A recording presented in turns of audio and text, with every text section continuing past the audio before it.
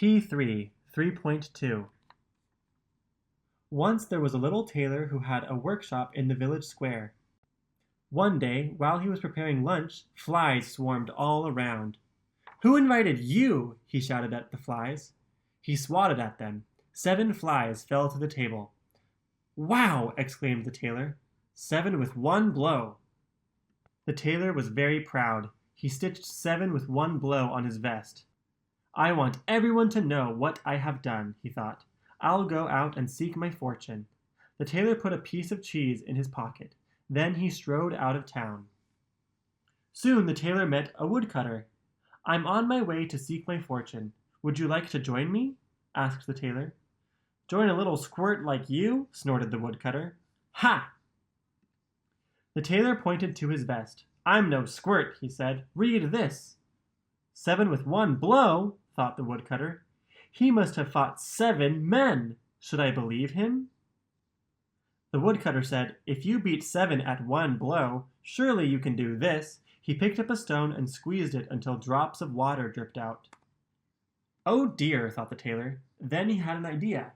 He picked up a rock. When the woodcutter wasn't looking, the tailor took the cheese out of his pocket and switched it with the rock. "Now watch this," the tailor said. He squeezed and squeezed the cheese. Many drops of whey dripped out. The woodcutter was amazed, for he thought the tailor was squeezing a rock. Then the woodcutter pointed to a fallen tree. "Help me carry this," he said. The tailor thought for a moment. Then he said, "You take the trunk. I'll carry the end with the branches. It's heavier." The woodcutter lifted the trunk. The tailor climbed onto the branches and found a comfortable place to sit. The woodcutter couldn't see behind him, so he didn't know that the tailor was tricking him. After carrying the tree for several hours, the woodcutter bellowed, "I can't go on! I have to drop my end!" The tailor jumped out of the branches. "What a weakling!" he teased. "I can't take you on any of my adventures." The tailor left the woodcutter and walked until he came to a palace. People noticed his vest. 7 with one blow?"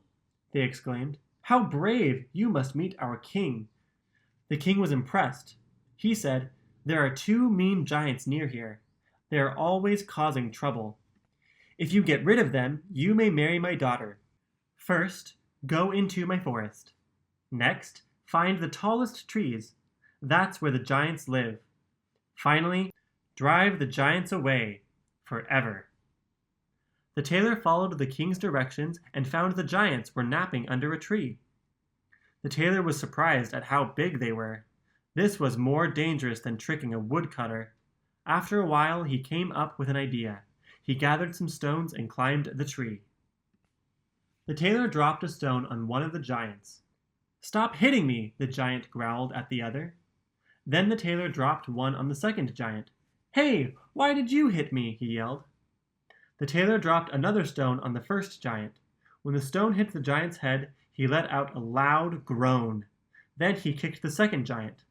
The second giant looked up to see the other giant's angry face. He was so frightened that he ran off. The first giant chased after him, and neither was seen again. Shortly before his wedding, the tailor said to the princess, "I must tell you the truth.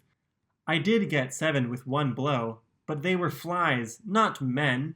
I'm just a little tailor, but a clever little tailor," he couldn't help adding. The princess smiled. "You are also a brave little tailor," she said. The princess and the tailor married and lived happily ever after.